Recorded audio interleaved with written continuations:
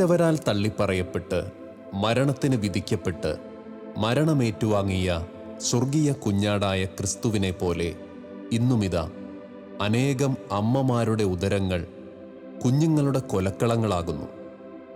കൊലക്കളത്തിലേക്ക് നയിക്കപ്പെടുന്ന കുഞ്ഞാടുകളെപ്പോലെ നിസ്സഹായതയുടെ തേങ്ങലുകൾ ഗർഭചിത്രത്തിലൂടെ ലോകമെങ്ങും ഇന്നും ഉയരുന്നു. ഗർഭസ്ഥ ശിശുക്കളെ ഉദരത്തിൽ വെച്ച് കൊല്ലരുത് എന്ന് ജീവിതം കൊണ്ട് പ്രഘോഷിക്കുന്ന ഒരു കൂട്ടായ്മ, സെയിന്റ് ജോസഫ് പ്രോലൈഫ് ഗ്രൂപ്പ്. കുടുംബങ്ങൾക്കുള്ള ധ്യാനങ്ങൾ വഴിയും പ്രോലൈഫ് എക്സിബിഷൻസ് വഴിയും ഇന്ത്യയൊട്ടാകെയുള്ള മിഷൻ യാത്രകൾ വഴിയും ഭ്രൂണഹത്യക്കെതിരെ പ്രവർത്തിക്കുന്ന ഒരു കൂട്ടായ്മ.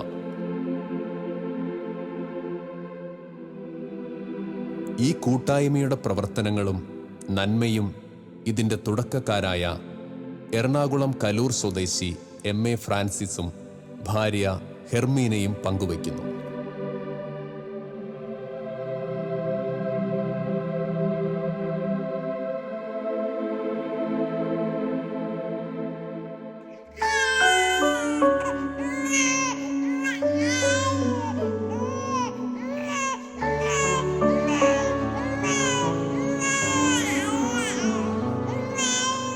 കുരിശുമരണത്താൽ വീണ്ടും രക്ഷിച്ച നമ്മുടെ പ്രിയപ്പെട്ട ഈശോയ്ക്ക് ആരാധനയും സ്തുതിയും പുകഴ്ചയും സമർപ്പിച്ചുകൊണ്ട്, എൻ്റെ പേര് ഫ്രാൻസിസ്, ഭാര്യ ഹെർമീന. ഞങ്ങൾക്ക് 6 മക്കളാണ്. മൂത്ത മോള് മേരി ഷാലോം, രണ്ടാമത്തെ മോള് ഷാരോൺ, മൂന്നാമത് സാം, നാലാമത് ഷോൺ, അഞ്ചാമത് കാതറിൻ, ആറാമത് മരിയ ക്യാര. മൂത്ത 2 പെൺകുട്ടികളുടെയും വിവാഹം കഴിഞ്ഞു. മൂത്ത മരുമകൻ റോബർട്ട് കീറ്റിക്കൽ അമേരിക്കയിലാണ്. രണ്ടാമത്തെ മരുമകൻ ആൻഡോ പുല്ലൻ കാനഡയിലാണ്. സാം അബുദാബിയിൽ ഒരു മ്യൂസിക് സ്കൂളിൽ പഠിപ്പിച്ചുകൊണ്ടിരിക്കുകയാണ്. നാലാമത്തെ ഷോണ് പ്രോഗ്രാമിങ്ങും എല്ലാം ആയിട്ട് വീട്ടിൽ. പിന്നെ കാതറിനും മരിയയും. അവരെല്ലാവരും കൂടി ഞങ്ങൾ ഒരു 15 വർഷത്തോളം സ്കൂള്, കോളേജ്, പള്ളികളിൽ ക്രിസ്ത്യൻ ധ്യാനങ്ങൾ, ഇടവക ധ്യാനങ്ങൾ, പ്രോലൈഫ് എക്സിബിഷൻ ഇങ്ങനെ ആയിട്ട് 15ഓളം വർഷം അവരെൻ്റെ കൂടെ ഉണ്ടായി. പിന്നീട് അവരിപ്പോൾ വിവാഹം കഴിഞ്ഞ് ഇതേ ആശയങ്ങളോട് കൂടി തന്നെയാണ് ഒരു ഭർത്താക്കന്മാരോട് കൂടെ, അവരുടെ കുടുംബങ്ങളോടുകൂടെ.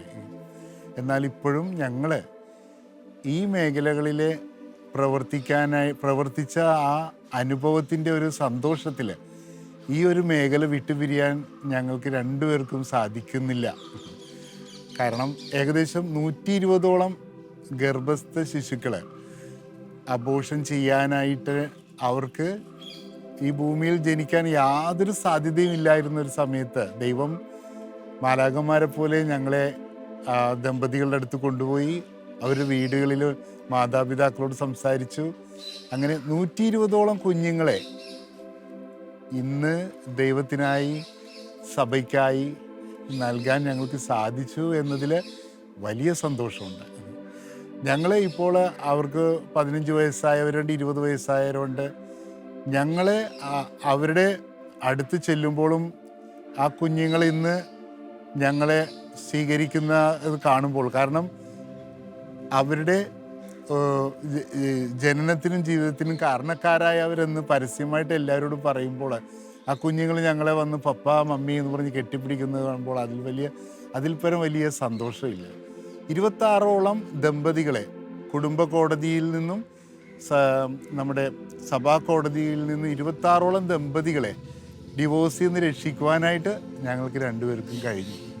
ഞങ്ങൾ ഒരുമിച്ചതാണ് പ്രവർത്തനങ്ങൾ. ഞങ്ങൾ 2 പേരും കൂടി തന്നെയാണ് എല്ലായിടത്തും പ്രവർത്തിക്കുന്നത്. എനിക്ക് പ്രത്യേകവിധമായിട്ട് കുടുംബങ്ങളിലേക്ക് കയറി ചെല്ലുമ്പോൾ എനിക്ക് എൻ്റെ മനസ്സിലേക്ക് വരുന്നൊരു കാര്യം, നമ്മുടെ പ്രിയപ്പെട്ട ഈശോ പീഡാസഹനങ്ങളിലൂടെ കടന്നു പോയ അതേ അവസ്ഥയിലാണ് ഇതാ ഗർഭചിത്രം ചെയ്യാൻ സാധ്യതയുണ്ടെന്നറിയുന്ന കുഞ്ഞുങ്ങളും കടന്നു പോകുന്നത്.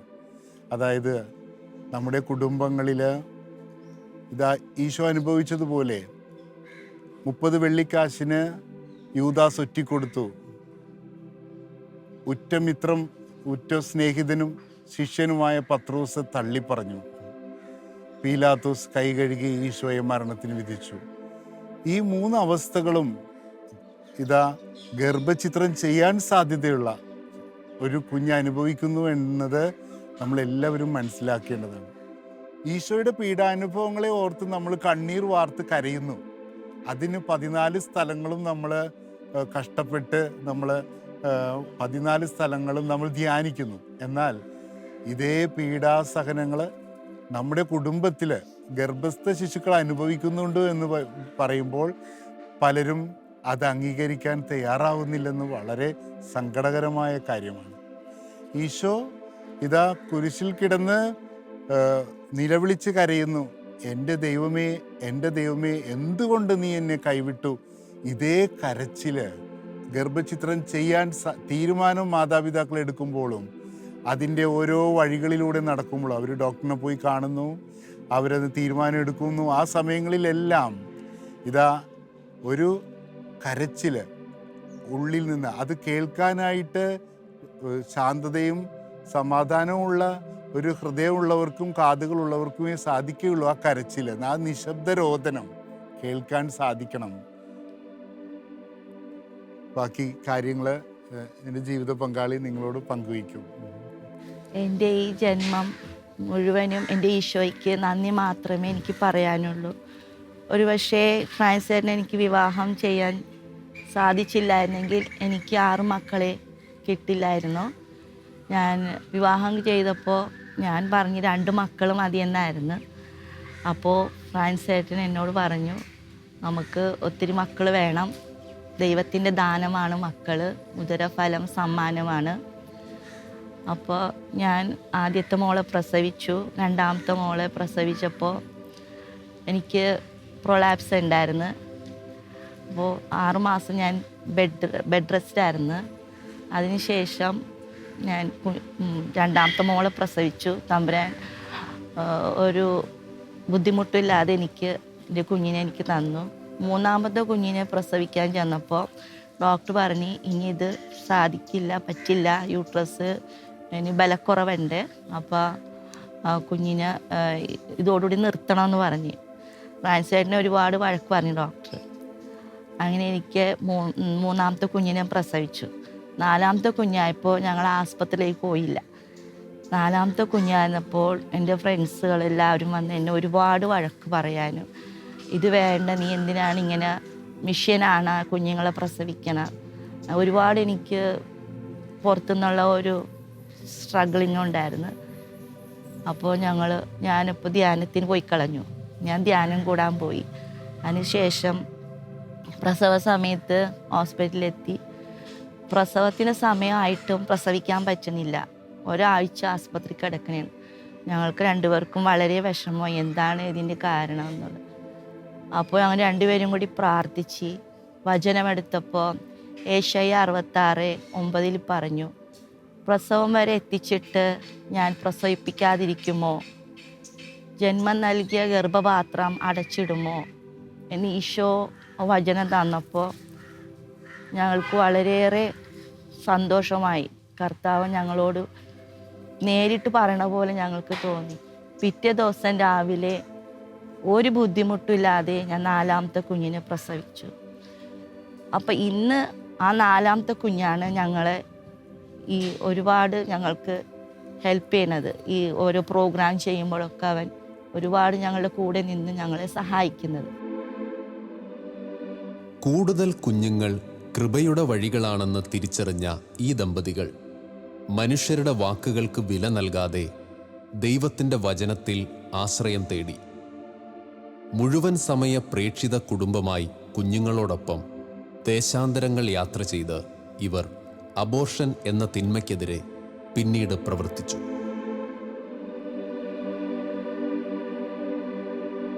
ഷോണിന് ശേഷം കാതറിനും മരിയയും ഞങ്ങൾക്കുണ്ടായി. കാതറിൻ 3-4 ഇൻസ്ട്രുമെൻറ്റ്സ് വായിക്കും. അവൾ പാട്ട് പാടും. അവളുടേതായിട്ടുള്ള ഓരോ കഴിവ് അവൾക്ക് തമ്പുരാൻ കൊടുത്തു. ഇപ്പോൾ 6 പ്രസവിച്ച് കഴിഞ്ഞപ്പോൾ എൻ്റെ ഉള്ളിൽ എനിക്കൊരു ആഗ്രഹം, ഒരു പ്രചോദനം തോന്നി. ഫ്രാൻസേട്ടൻ്റെ കൂടെ എനിക്കും എല്ലാ സ്ഥലങ്ങളിലും പോയി കുഞ്ഞുങ്ങളെ രക്ഷിക്കണം. അങ്ങനെ ഞങ്ങൾ കുടുംബമായിട്ട് ഞങ്ങളുടെ മക്കളെ കൂടി കൂട്ടി ഞങ്ങൾ ഒരുമിച്ച് ഓരോ സ്ഥലങ്ങളിൽ പോയി കുഞ്ഞുങ്ങളെ വേണ്ടെന്ന് വെക്കുന്ന അമ്മമാരോട് ഞങ്ങളുടെ അനുഭവങ്ങൾ അവരോട് പങ്കുവെച്ച് ആ കുഞ്ഞുങ്ങളെ രക്ഷിച്ചെടുക്കുകയുണ്ടായി. അപ്പോൾ പല സ്ഥലങ്ങളിലും ഞാൻ പ്രസവിക്കാത്ത ഒത്തിരി കുഞ്ഞുങ്ങൾ ഇന്ന് ജീവിച്ചിരിപ്പുണ്ട്. ഞാൻ അവരുടെ അമ്മയല്ലെങ്കിലും എൻ്റെ മക്കളെ പോലെ ഞാൻ അവർക്ക് വേണ്ടി എന്നും പ്രാർത്ഥിക്കാറുണ്ട്. ആ കുഞ്ഞുമക്കൾ ഇപ്പോൾ പല സ്ഥലങ്ങളിലും ജനിച്ച് അവർ വളരുന്നുണ്ട്.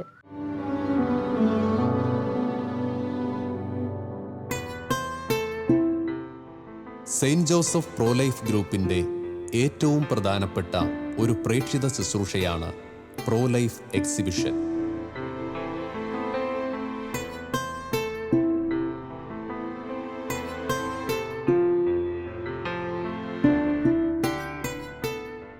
നിഷ്കളങ്ക രക്തം വീഴുന്ന അമ്മമാരുടെ ഉദരങ്ങളെ ചിത്രങ്ങളിലൂടെയും മറ്റും പ്രേക്ഷകരിലേക്ക് നൽകുന്ന ഒരു ശുശ്രൂഷ. ഇന്ത്യയിലെ വിവിധ ദേശങ്ങളിൽ ഇവർ ഇത് സംഘടിപ്പിക്കുന്നു. കൊച്ചി രൂപതയിലെ നസ്രത്ത് തിരുക്കുടുംബ ദേവാലയത്തിൽ നടന്ന ഈ എക്സിബിഷന്റെ കാഴ്ചകളിലൂടെ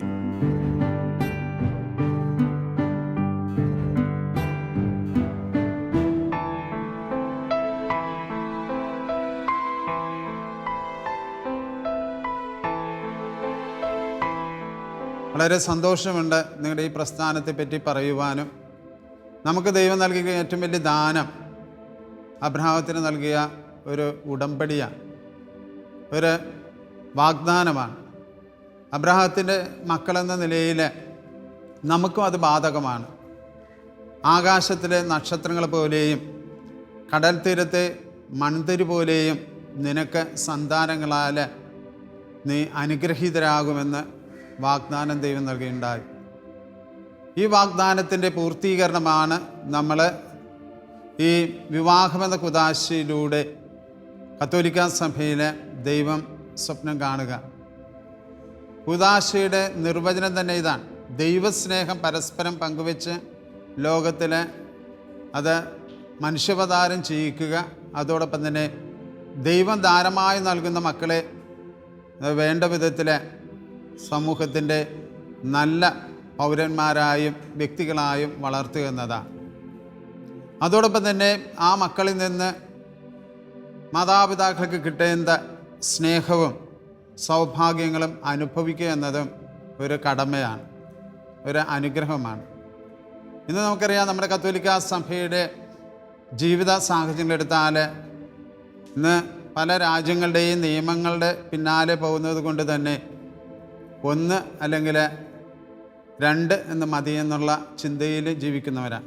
നമ്മുടെ പൂർവികരെ 1-2 മക്കളെയല്ല, മറിച്ച് ദൈവത്തിൻ്റെ ദാനമായി കിട്ടുന്ന മക്കളെ എല്ലാവരെയും അവരെ വാങ്ങി വളർത്തി പരിപാലിച്ച് നമ്മുടെ നാടിനും അതുപോലെ രാഷ്ട്രങ്ങൾക്കും തന്നെയും നന്മയിലേക്ക് കടത്തിവിടുവാനായിട്ട് അവർ പരിശ്രമിക്കുമായിരുന്നു. തീർച്ചയായും ആ അനുഭവങ്ങൾ ഇന്ന് നമുക്ക് നഷ്ടപ്പെട്ടിരിക്കുക, അന്യം നിന്ന് നിൽക്കുക. ഇന്ന് പലപ്പോഴും മരണസമയത്ത് വരെയും അവസാനത്തുള്ളി ജലം കൊടുക്കുവാൻ, ഒരു തുള്ളി വെള്ളം കൊടുക്കുവാനായിട്ട് ദാഹം ശമിപ്പിക്കാൻ വരെയും മക്കളില്ലാത്ത അവസ്ഥയാണ്. ഇതൊക്കെ നമ്മളൊന്ന് ചിന്തിക്കണം. അതുകൊണ്ട് നമ്മുടെ പൂർവിക വിശ്വാസത്തിൻ്റെ പിതാവായ അബ്രഹത്തിന് നൽകിയ ആ വാഗ്ദാനം നമ്മളൊന്ന് ഉണർന്ന് ചിന്തിക്കുകയും ധ്യാനിക്കുകയും അതനുസരിച്ച് മുന്നോട്ട് പോകുവാനുള്ള പ്രതിജ്ഞ എടുക്കണം. അങ്ങനെയുള്ള ഒരു പ്രസ്ഥാനത്തിൻ്റെ ഭാഗമായി നമ്മളിവിടെ കാണുന്ന ഈ എക്സിബിഷനും അതിൻ്റെ പ്രവൃത്തിയെല്ലാം കൂടുതൽ വളരട്ടെ എന്ന് ആശംസിച്ചുകൊണ്ട് പ്രാർത്ഥിച്ചുകൊണ്ട് നിർത്തുന്നു. ചിത്രകാരൻ നന്ദൻ ഈ എക്സിബിഷനോടനുബന്ധിച്ച് തത്സമയം വരച്ച ഗർഭസ്ഥ ശിശുവിൻ്റെ ചിത്രം ഏറെ ശ്രദ്ധേയമായി.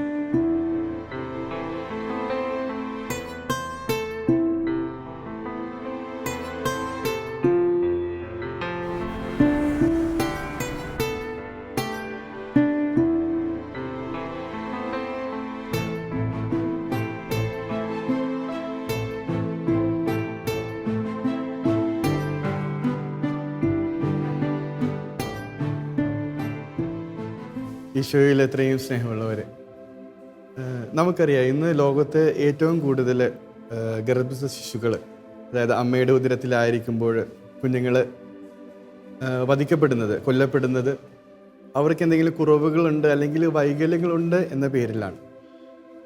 എന്നാൽ ഈ കുറവുകളെ ദൈവം എപ്പോഴും അനുഗ്രഹമാക്കി കൃപയാക്കി മാറ്റുന്നുവെന്ന് ഒത്തിരി അനേക ഉദാഹരണങ്ങൾ നമ്മുടെ മുന്നിലുണ്ട്.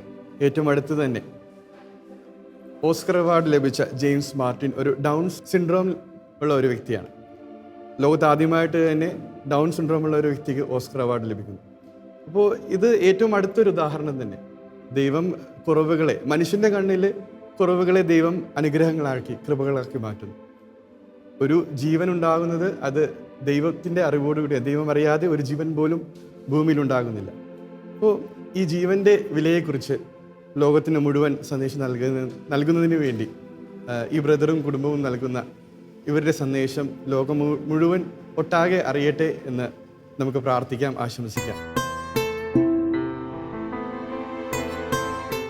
കുഞ്ഞു മനസ്സുകളിൽ ഈ ജീവന്റെ സന്ദേശം പകർന്നു നൽകുന്നതിനായി ചിത്രരചനാ മത്സരങ്ങളും ഈ എക്സിബിഷനോടനുബന്ധിച്ച് ഇവർ സംഘടിപ്പിക്കുന്നു.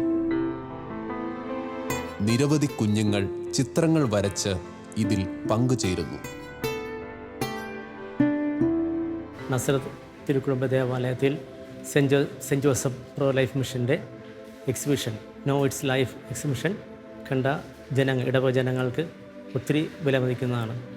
ഇത്തരം സ്റ്റിൽസ് കാണുന്നവർക്ക് ജീവൻ്റെ മൂല്യത്തിൽ തിരിച്ചറിയാനുള്ള അനുഗ്രഹം ഉണ്ടാകട്ടെ എന്ന് ഞാൻ പ്രാർത്ഥിക്കുന്നു. ഇന്നിവിടെ പ്രദർശിപ്പിക്കുന്ന എക്സിബിഷൻ അതുപോലെ ചിത്രപ്രദർശനവും മനോഹരമായിരിക്കുന്നു. ജീവന് വേണ്ടി എന്നുള്ള ആശയം മുന്നോട്ട് വെച്ചുകൊണ്ടിട്ട് ആണ് ആരംഭിച്ചിരിക്കുന്നത്. നമ്മുടെ ബഹുമാനപ്പെട്ട ഫ്രാൻസിസും കുടുംബവും വളരെയധികം നെഞ്ചിൽ തറക്കുന്നതായ അല്ലെങ്കിൽ ഏറ്റവും വേദന അനുഭവിക്കുന്നതായ ഒരു അനുഭവങ്ങളാണ് നമുക്ക് അറിയാൻ കഴിഞ്ഞിട്ടുള്ളത്. അതുകൊണ്ട് എല്ലാവരും ഇത് കാണുന്നവരും അനുഭവിക്കുന്നവരും ഈ ഒരു അരിങ്കൊലക്ക് നിന്ന് കൊടുക്കാതെ ഇനി വരുന്ന തലമുറകൾ ഇതിനെ കണ്ടുകൊണ്ടും അനുഭവിച്ച് മനസ്സിലാക്കിക്കൊണ്ടിട്ടും ഇതിൽ നിന്ന് പിന്മാറണമെന്നാണ് എനിക്ക് മനസ്സിലാക്കാൻ കഴിഞ്ഞിട്ടുള്ളത്. ദൈവിക ജീവനെക്കുറിച്ചുള്ള കത്തോലിക്ക സഭാ പഠനങ്ങളും വിശുദ്ധരുടെ വാക്കുകളും ഈ മാരകമായ തിന്മയെക്കുറിച്ച് പ്രതിപാദിക്കുന്ന പോസ്റ്ററുകളും ഈ പ്രദർശനത്തെ ഏറെ മികവുറ്റതാക്കുന്നു.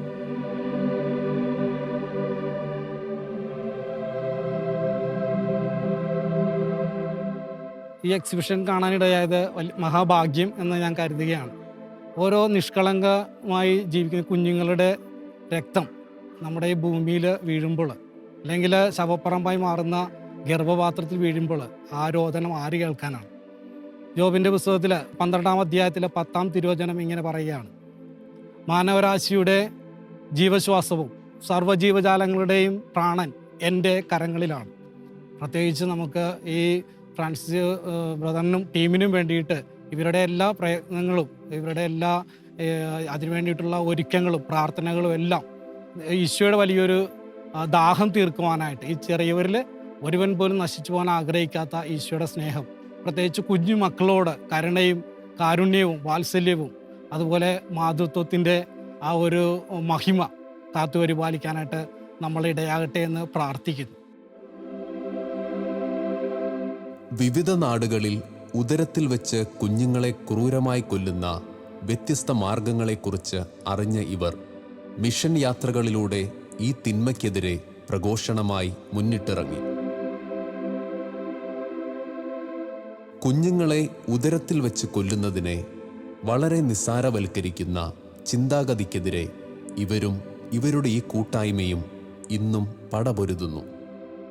ആയിരക്കണക്കിന് കിലോമീറ്ററുകൾ പിന്നിട്ട പ്രേക്ഷിത യാത്രയുടെ ആരംഭത്തെക്കുറിച്ച് ആദ്യമേ ഞങ്ങൾ രണ്ടുപേരും കൂടി ഇരുന്ന് ഉദരത്തിലെ കുഞ്ഞുങ്ങളെ രക്ഷിക്കണേ എന്ന് കരുതി ജപമാല ചൊല്ലി പ്രാർത്ഥിക്കുവാൻ തുടങ്ങി. പിന്നെ രണ്ടുപേരും എവിടെയെങ്കിലും ഹോസ്പിറ്റലുകളിൽ ഇപ്രകാരം ഗർഭചിത്രം ചെയ്യാൻ തീരുമാനമെടുത്ത് ഇരിക്കുന്നവരെ ഞങ്ങൾ അറിയുമ്പോൾ ലാപ്ടോപ്പുമായിട്ട് അവരുടെ അടുത്ത് ചെന്ന് അവർ 3 മാസം 90 ദിവസമുള്ള കുഞ്ഞ് എപ്രകാരമാണ് ഉദരത്തിൽ കിടക്കുന്നത്, ആ കുഞ്ഞിൻ്റെ പ്രതികരണം എന്താണ് എന്നെല്ലാം കാണിച്ചു കൊടുത്തിട്ട് അവരെ ബോധവൽക്കരണം നടത്തിയാണ് 100-120ഓളം കുഞ്ഞുങ്ങളെ രക്ഷപ്പെടുത്താൻ ഞങ്ങൾക്ക് കഴിഞ്ഞത്. ഞങ്ങൾ തീരുമാനമെടുത്തു ജീവിത അവസാനം വരെ ഞങ്ങൾ ജീവന് വേണ്ടി, ജീവൻ്റെ വക്താക്കളായി ജീവന് വേണ്ടി ഞങ്ങൾ നിലകൊള്ളും.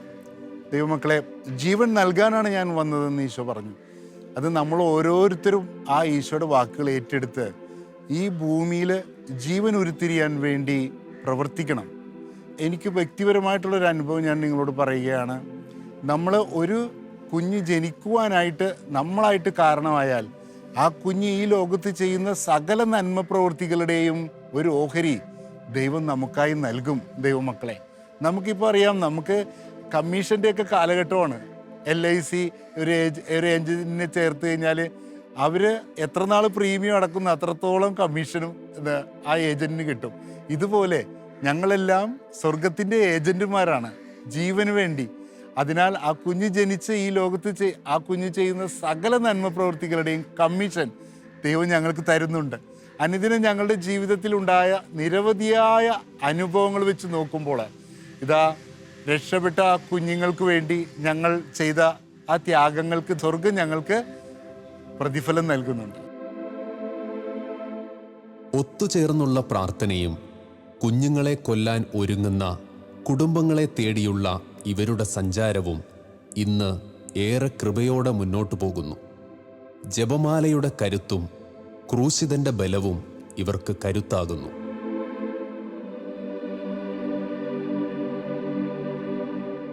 ദൈവമക്കളെ, എന്നോടുകൂടെ ഇതേ സങ്കട വിഷമവും പങ്കുവെച്ച സുഹൃത്തുക്കൾ ലോകത്തിൻ്റെ വിവിധ ഭാഗങ്ങളിലുണ്ട്. വാട്സപ്പ് ഫ്രണ്ട്സായിട്ട് അവർ saint Joseph pro life movement എന്ന രീതിയിൽ ഞങ്ങൾ 150ഓളം പേരുണ്ട് ലോകത്തിൻ്റെ വിവിധ ഭാഗങ്ങളിൽ.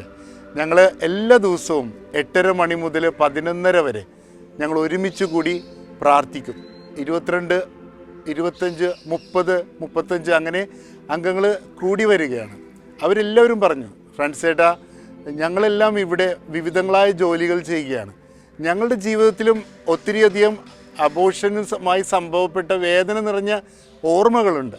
അപ്പോൾ ഫ്രണ്ട്സേട്ടൻ പോകണം, ലോകത്ത് മുഴുവനും പോകണം. ഇപ്പോൾ അടുത്തൊരു പ്രോ ലൈഫിൻ്റെ എക്സിബിഷൻ UAE നടത്താൻ. കർത്താവ് ലോകം മുഴുവനും ഞങ്ങളെ കൊണ്ടുപോകും. തീർച്ചയായിട്ടും ഇന്ത്യ മുഴുവനും. ഒരു 15 വർഷം മുമ്പ് എൻ്റെ വീട്ടിൻ്റെ ആധാരം അപ്പച്ചൻ എൻ്റെ കയ്യിൽ തന്നപ്പോൾ ഞാൻ പറഞ്ഞു, അപ്പച്ച എനിക്ക് പൈസ വേണം, എനിക്ക് അപ്പച്ചൻ ഈ സ്ഥലം എടുത്തോ, എനിക്ക് ഇന്ത്യ മുഴുവൻ സഞ്ചരിക്കണം. അപ്പോൾ എല്ലാവരും പറഞ്ഞു, ഫ്രാൻസിസെ, നീ മണ്ടത്തരം കാണിക്കരുത്, നിനക്ക് 6 കുട്ടികളുണ്ട്, അതുകൊണ്ട് ഒരു വീട് എവിടെയെങ്കിലും റെഡിയാക്കി താമസിക്കാൻ നോക്ക്, ഇങ്ങനെ പുറപ്പെട്ടു പോകല്ലേ എന്ന് പറഞ്ഞു. ഞാൻ പറഞ്ഞു, കൂടാരമടിക്കേണ്ട സമയമായിട്ടില്ല, കർത്താവ് എന്നെ വിളിക്കുന്നു. അങ്ങനെ കുഞ്ഞുങ്ങളുടെ കരച്ചിൽ കേൾക്കാൻ എൻ്റെ ഉള്ളിൻ്റെ ഉള്ളിൽ ഈ ഒരു ആന്തരിക കാത്, അതുപോലെ ഒരു ആന്തരിക കണ്ണ്, ഒരു എനിക്ക് ദൈവം നൽകി. ആർക്കും കേൾക്കാൻ പറ്റാത്ത ഒരു കരച്ചിൽ എനിക്ക് കേൾക്കാൻ കഴിയുന്നു. അതുപോലെ ആർക്കും കാണാൻ പറ്റാത്തൊരു ദുഃഖം ഈ കുഞ്ഞുങ്ങളുടെ എന്നോട് സംസാരിക്കുന്നത് പോലെ രാത്രി ഉറങ്ങുമ്പോൾ ഈ കുഞ്ഞുങ്ങളുടെ സ്വപ്നങ്ങളാണ് അവരെ രക്ഷപ്പെടുത്തണം. അങ്ങനെ ഒരു തീരുമാനത്തിൽ നിന്നാണ് ഇത്രയും ഇന്ത്യ മുഴുവനും ഞങ്ങൾ 24,000 കിലോമീറ്റർ ഇന്ത്യ മുഴുവനും യാത്ര ചെയ്തു. വളരെ അപകടകരമായൊരു യാത്രയായിരുന്നു അത്. പക്ഷേ ദൈവം ഞങ്ങളെ പരിപാലിച്ചു. ഞങ്ങൾ കൊച്ചിയിൽ നിന്ന് യാത്ര പുറപ്പെട്ടു. മംഗലാപുരം, ഗോവ, ഇൻഡോർ, ഗുജറാത്ത്, രാജസ്ഥാൻ, ഡൽഹി ഇങ്ങനെ ചുറ്റി ഓരോ സ്ഥലങ്ങളിൽ ഞങ്ങൾക്ക് ഒരു പ്ലാനും ഇല്ല. പക്ഷേ ചെല്ലുന്നിടത്തെല്ലാം ഞങ്ങൾ പറയും, വലിയ കുടുംബം സംതൃപ്ത കുടുംബമാണ്, സ്റ്റോപ്പ് അബോർഷൻ, കുഞ്ഞുങ്ങളെ കൊല്ലരുതേ എന്ന്. ഇതാ അങ്ങനെ ഒത്തിരി സ്ഥലങ്ങളിൽ ദൈവം ഞങ്ങളുടെ അടുത്തേക്ക് മാതാപിതാക്കളെ അയക്കും. ഞങ്ങളുടെ അടുത്തേക്ക് അബോർഷൻ ചെയ്യാൻ സാധ്യതയുള്ളവർ വന്നു പെടും. അതുപോലെ ഹോസ്പിറ്റലുകളിൽ ഞങ്ങൾ വെറുതെ ചുറ്റിക്കറങ്ങും. അപ്പോൾ ഇപ്രകാരമുള്ള ലക്ഷണമുള്ളവരെ കണ്ട ഹെർമീനൊക്കെ തിരിച്ചറിയാൻ സാധിക്കും. ആ അമ്മയുടെ അടുത്തിരുന്ന് കുഞ്ഞിനെ സ്വീകരിക്കണം, കുഞ്ഞൊരു ആൺകുട്ടിയാണ്, ആ കുഞ്ഞ് വലുതാവുമ്പോൾ നിങ്ങൾക്ക് ഉപകാരമാകും, കളയരുതേ എന്ന് ഹെർമീന പറയും. ആൺകുട്ടി എന്ന് പറഞ്ഞാൽ ആ കുഞ്ഞ് ജനിക്കുമ്പോൾ ആൺകുട്ടി തന്നെ ആയിരിക്കും, പെൺകുട്ടി എന്ന് പറഞ്ഞാൽ ജനിക്കുമ്പോൾ പെൺകുട്ടിയായിരിക്കും. അപ്പോൾ 3 ആൺകുട്ടികളുള്ള ഒരമ്മ അബോർഷൻ ചെയ്യാൻ പോകുന്ന 4ാമതും ആൺകുട്ടിയാണെന്ന് പറഞ്ഞ്. അപ്പോൾ ഈ എർമീന പറഞ്ഞു ഈ 4ാമത് മോളെ പെൺകുട്ടിയാണ് എന്ന്. അപ്പം ഞാൻ പറഞ്ഞു വരുന്നത്, നമുക്ക് ആൺകുട്ടികളാണെങ്കിലും പെൺകുട്ടികളാണെങ്കിലും നമ്മുടെ രാജ്യത്തിനും നമ്മുടെ സഭയ്ക്കും കുഞ്ഞുങ്ങളെ ആവശ്യമുണ്ട്. കൊല്ലരുത്, അവരെ നശിപ്പിച്ച് കളയരുത്. അവരെല്ലാവരും നാളെയുടെ വാഗ്ദാനങ്ങളാണ്. നമ്മൾ ഇപ്പോൾ പലരും എന്നോട് പറയും ഞങ്ങൾ സാമ്പത്തികമായിട്ട് വളരെ തകർച്ചയിലാണ്, ഞങ്ങൾ ദാരിദ്ര്യത്തിലാണ്. ദൈവം ഈ തന്നതാണ് ഈ കുരിശെന്നും അല്ലെങ്കിൽ ദൈവം തന്നതാണ് ഈ ദാരിദ്ര്യവും കഷ്ടപ്പാടെന്നും അവർ ചിന്തിക്കുമ്പോൾ ഞാൻ അവരോട് പലരോടും പറഞ്ഞിട്ടുണ്ട്, ദൈവം നിങ്ങൾക്ക് തന്നിട്ടുണ്ട് കുഞ്ഞുങ്ങളെ, പക്ഷെ നിങ്ങളത് സ്വീകരിക്കാതിരുന്നത് കൊണ്ടാണ്. ആ കുഞ്ഞൊരു ഡോക്ടറോ എഞ്ചിനീയറോ അതുപോലെ നിങ്ങളെ ഇപ്പോഴത്തെ വിഷമാവസ്ഥയിൽ സഹായിക്കാനായിട്ട് ദൈവം നിങ്ങൾക്ക് തന്നതാണ്. പക്ഷെ നിങ്ങൾ 2 കരങ്ങളും നീട്ടി സ്വീകരിക്കുന്നതിന് പകരം പുറംകാലിട്ട് അടിച്ചു. അത് തീർച്ചയായും ഇപ്പോഴുള്ള ഈ പ്രതിസന്ധികൾക്കൊരു കാരണമാണെന്ന്. അപ്പോൾ ഈ എല്ലാവരും ഈ അബോർഷൻ ചെയ്ത വേദനയിൽ എല്ലാവരും കുമ്പസാരിക്കും. പക്ഷേ അവരോടെല്ലാം ഞാൻ പറയാറുള്ളത്, മക്കളെ നിങ്ങൾ കുമ്പസാരിക്കാം, പക്ഷേ ആ കുമ്പസാരത്തിനൊരു പ്രാശ്ചിത്തം വേണം. ഒന്നില്ലെങ്കിൽ നിങ്ങളുടെ മക്കളോട് പറയണം, അമ്മയ്ക്കോ അല്ല അപ്പച്ചന് ഇങ്ങനെ ഒരു അബദ്ധം സംഭവിച്ചിട്ടുണ്ട്, മക്കളെ നിങ്ങളായിട്ട് ഒരു കുഞ്ഞിനെ കൂടുതലായിട്ട് സ്വീകരിക്കണേ എന്ന്. അങ്ങനെ ഈ ഒരു ആശയം മക്കൾക്ക് കൊടുത്തിട്ട് മക്കൾ ഇതാ 3 കുഞ്ഞുങ്ങളെ 4 കുഞ്ഞുങ്ങളെയൊക്കെ സ്വീകരിച്ച കുടുംബങ്ങൾ ഞങ്ങൾക്ക് അനുഭവമായിട്ട് ഉണ്ട്. 24,000 കിലോമീറ്ററുകൾ പിന്നിടുന്ന പ്രേക്ഷിത യാത്ര, നിഷ്കളങ്കമായ കുഞ്ഞുങ്ങളുടെ രക്തം വീഴാതിരിക്കാനുള്ള മിഷൻ യാത്ര. 120ഓളം കുഞ്ഞുങ്ങൾ ഇന്ത്യയുടെ വിവിധ ഭാഗങ്ങളിൽ ഇന്ന് ഇവരിലൂടെ രക്ഷപ്പെട്ട സുവിശേഷ യാത്ര. നോ ഇറ്റ്സ് ലൈഫ്, അതെ അറിയുക, ഇത് ജീവനാണ്. ദൈവമക്കളെ, ഒന്ന് പിന്തിരിഞ്ഞു നോക്കുമ്പോൾ ഞാനും എൻ്റെ കുടുംബവും ഒത്തിരിയധികം ഗർഭസ്ഥ ശിശുക്കളെ രക്ഷപ്പെടുത്തുവാനായിട്ട് ഞങ്ങൾക്ക് യേശുവിനോട് ചേർന്ന് സാധിച്ചു. ഇതാ അനേകം ഡോക്ടർമാരും നേഴ്സുമാരും അനേകം പ്രേക്ഷിതരും ഈ മേഖലകളിലേക്ക് വരണമെന്ന് ആത്മാർത്ഥമായിട്ട് ഞങ്ങളിരുന്ന് പ്രാർത്ഥിക്കുന്നുണ്ട്. കാരണം ഞങ്ങളുടെ സെൻറ്റ് ജോസഫ് പ്രോ ലൈഫ് ഗ്രൂപ്പിൽ 150ഓളം മെമ്പർമാരുണ്ട് ലോകത്തിൻ്റെ വിവിധ ഭാഗങ്ങളിൽ. അവർ ചേർന്ന് ഞങ്ങൾ പ്രാർത്ഥിക്കുന്ന ഒരു പ്രാർത്ഥന, ലോകത്തിൻ്റെ വിവിധ ഭാഗങ്ങളിൽ ഇതാ ഈശോ കൊലക്കളത്തിലേക്ക് നയിക്കപ്പെടുന്നത് പോലെ ഇതാ നമ്മൾ അറിയുന്നില്ല, അനേകം ഹോസ്പിറ്റലുകളിൽ ഈ നിമിഷം ഇതാ ഗർഭസ്ഥ ശിശുക്കളെ ഗർഭചിത്രം ചെയ്യാൻ തയ്യാറെടുക്കുന്നു. അപ്പോൾ അവിടേക്ക് കാവൽ മാലാഖമാരെ കടന്നു ചെല്ലുവാൻ അനേകം പേർ വേണം ഈശോയ്ക്ക്. അതിനായിട്ട് ഒത്തിരി പേരെ ഈശോ ആത്മീയമായിട്ട് അവർ ഉണർത്തുന്നുണ്ട്. പക്ഷെ നമ്മൾ അതിന് മറുപടി കൊടുക്കുന്നില്ല. ദൈവമക്കളെ, ഇതാ ഈശോയുടെ ആ ആഗ്രഹത്തിന്, കൊലക്കളത്തിൽ നിന്ന് ഈശോയ്ക്ക് വേണ്ടി വാദിക്കാനായിട്ട് ആരെങ്കിലും ഉണ്ടായിരുന്നെങ്കിലെന്ന് നമ്മെ ഇന്ന് ആഗ്രഹിക്കുന്നു. എന്നാൽ ഇന്ന് അതേ കൊലക്കളത്തിലാണ് ഗർഭസ്ഥ ശിശുക്കൾ. അവരെ രക്ഷിക്കുവാനായിട്ട് ഇതാ ഈശോയ്ക്ക് വേണ്ടി, പീഡകൾ സഹിക്കുന്ന ഈശോയ്ക്ക് വേണ്ടി എന്നതുപോലെ തന്നെ പീഡകൾ സഹിക്കുന്ന കുഞ്ഞുങ്ങൾക്ക് വേണ്ടി രക്ഷകരായി മാറാൻ ഈശോ നിങ്ങളെ ക്ഷണിക്കുന്നു. കരയാനറിയാതെ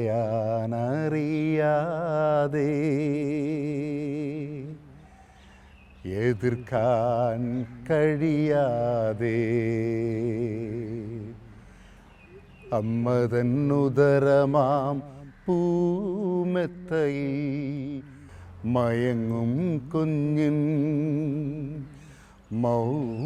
മൗനനൊമ്പരം കേൾക്കുവാൻ കഴിയുമോ ഹേ മനുഷ്യ? താരാട്ടുപാടേണ്ട ഹൃദയരാഗം ആ ഉദരത്തിൽ കൊലവിളിയായി ഉയർന്ന ശബ്ദം കുഞ്ഞു നടുങ്ങി കുഞ്ഞിളം മനസ്സിൽ മുറിവുകളാ.